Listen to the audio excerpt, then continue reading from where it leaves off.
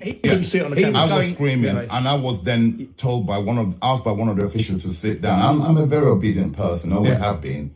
I sat down like I was told, but I was demonstrating initially because when I realized the referee wasn't going to count it, I was expecting a count. When that count didn't come, I started demonstrating. No, I said no. This is not real. This is illegal. This is where we was at. Don was screaming from one corner, they were screaming from another corner, and the referee was listening to them and acting with them, and Don was told to sit back down, but they were getting in the ring, throwing water, they were doing it.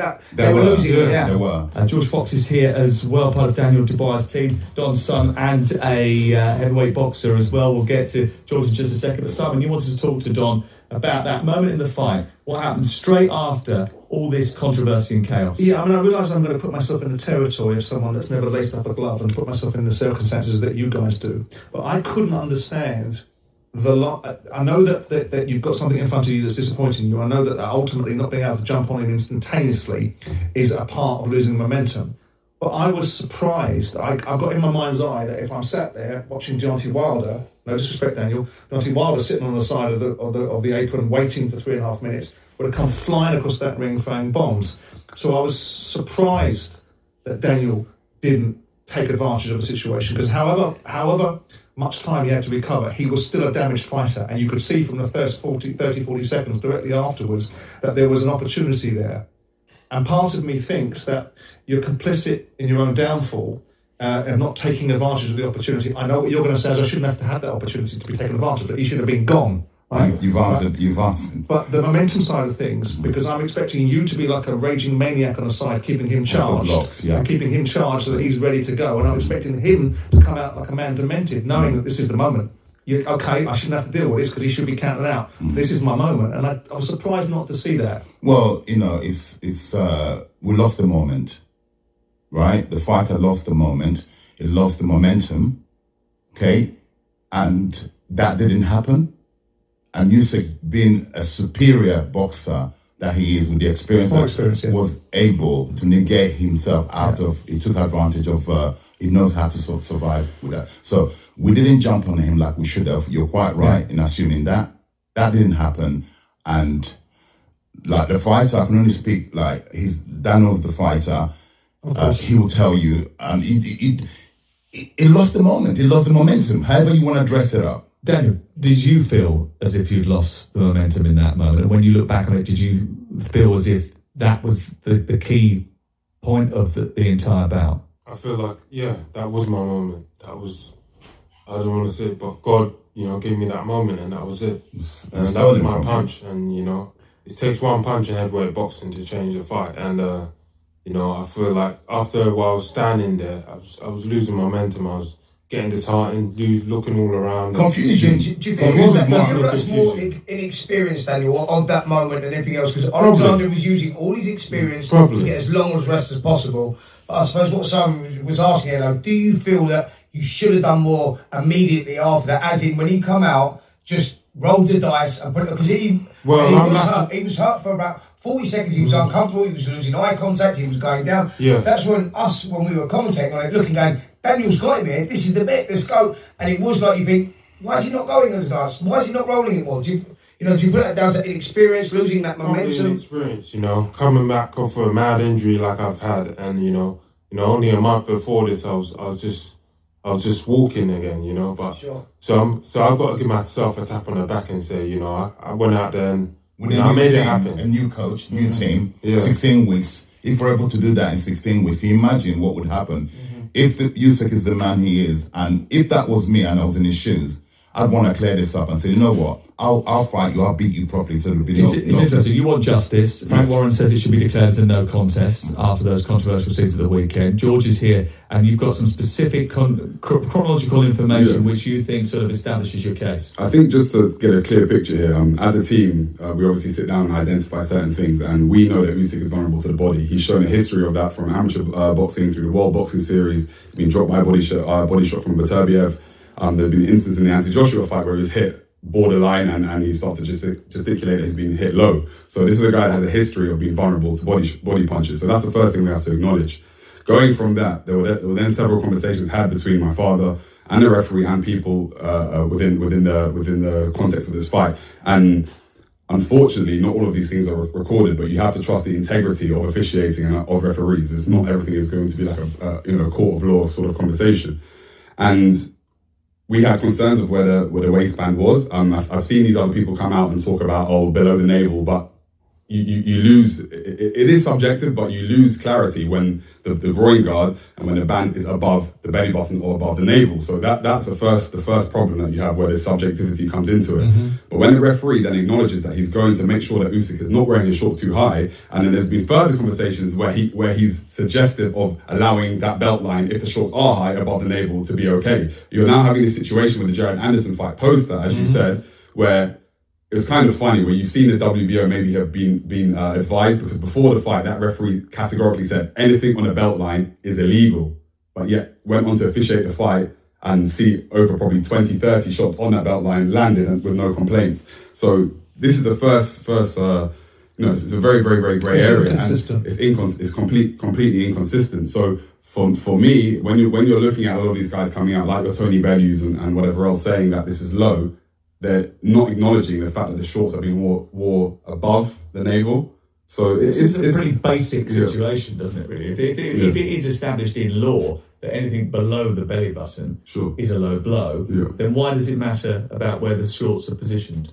I suppose from an observer's perspective, when the belly button is covered, people struggle to identify exactly where the navel is, where it's positioned. That's the referee's job. And the last thing I would like to say is that if you study any, it's a bit of, let's say, hypervigilance, but if you observe any fighter or even any football player, when a ball is struck low or something, there's a specific body mechanics, there's a specific reaction or body language. Usyk didn't even gesticulate that he's been hit low. You watch Andrew Golota v. Riddick Bowe, and it's clear low shots, and the first thing the person does is show that they've been hit low. He had no interest in that. He was in so much pain that he fell to the floor, and the referee decided for him that it was low because it broke the script and it broke politics being brought into boxing again, and that's the reality of what happens. Yeah, totally agree with you. So, what we have here is part 2 of 2. And we heard Daniel Dubois, we heard Don Charles, and we heard Simon Jordan, okay? And I want to counterpunch everything in order. First off, Don Charles admitted that the inexperience of Daniel Dubois bled through, shows that they should have jumped on him. The momentum, lost momentum and all that, it should have been a sense of urgency at that point.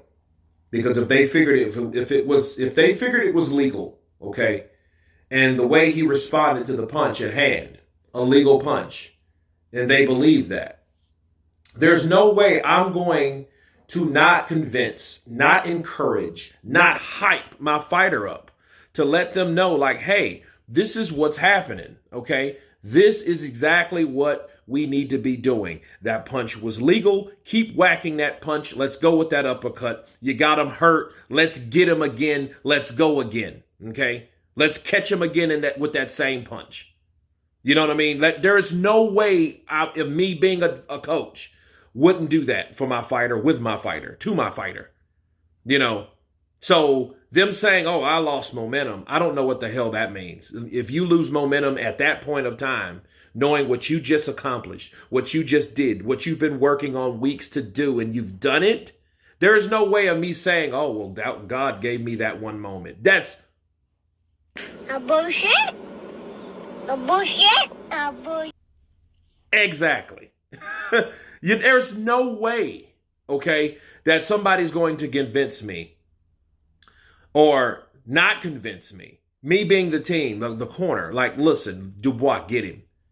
You know what I mean? And it just shows you, though, the mentality that Daniel Dubois supposed to had but didn't have, okay? And that really weighs on his mentality as a fighter. Like I said in my breakdown between Alexander Usyk versus Daniel Dubois, I asked a question to everybody that saw that video. How hungry will Daniel Dubois actually honestly be? How hungry will he really be? Because at the end of the day, it's like people are only hungry when they see success to be hungry, to stay hungry, especially in a fight. And at that point, that was the type of success that he needed to stay hungry, and we didn't see it. Okay? Him saying, oh man, I just got discouraged in there. I'm like, no, that's a mental thing. That's a decision based on your own desires and your own drive and will. Okay, so me hearing that from Don Charles, and it's good that Simon Jordan brought that up. Like, well, why didn't you jump on him? You know what I mean? Because if it was me, my mentality, my mindset, I would go after Oleksandr Usyk to see how bad I hurt him. And I would go right back to the body. That's my 2 cents. So to me, you know, we talk about round 5, but then we talk about the incident in round 5. But then again, we don't talk about what Daniel Dubois didn't do. Okay? And I think that needs to highly be addressed, because what happened at the end of the day, me wrapping this up, what happened? Daniel Dubois mentally quit. Okay? If your mind goes, your ass will follow. And his ass followed himself to the canvas. Okay? Now he said, oh, well, I beat the count. The count was fast. No, you don't gather yourself and you don't take time, because he wasn't out of it like that. See, what he did was he watched that ref count him out. The first time he went down, which was in round 8, he got up on 9. The second time, the guy had already counted 10 when he was raising up. You don't make that decision, because at that point, that ref, again, ref's discretion, referee's discretion, he sees that as, you know what, this guy don't want to fight. Let me stop this, because you would have got up if you would have really showed me you wanted to fight. You would have got up earlier than you did. You jumped up as a way of trying to convince someone from a thought or a delayed thought. And you really had to think really long and hard about getting up. At that point, that referee waved that off, and he had every right to. Charles Martin did the same shit with Anthony Joshua. Well, he got hit, and he thought about getting up, but he didn't get up. You know what I mean? I think it's an element of fear. It's an element of doubt. It's an element of a lot of things. Apprehensiveness, because you don't want what you got. Okay? Like Ryan Garcia. Ryan Garcia stayed there, and he thought about it. He thought about, should I get up to receive what I got again? And the fear of receiving what I had before is going to stay and keep me on this damn floor. Bars. But anyway, you guys tell me what you think of 2 of 2 with Daniel Dubois stating that Oleksandr Usyk robbed him of his victory. That one shot that God gave him was snatched from him. Of course, please subscribe. And you guys been Counterpunch. Peace!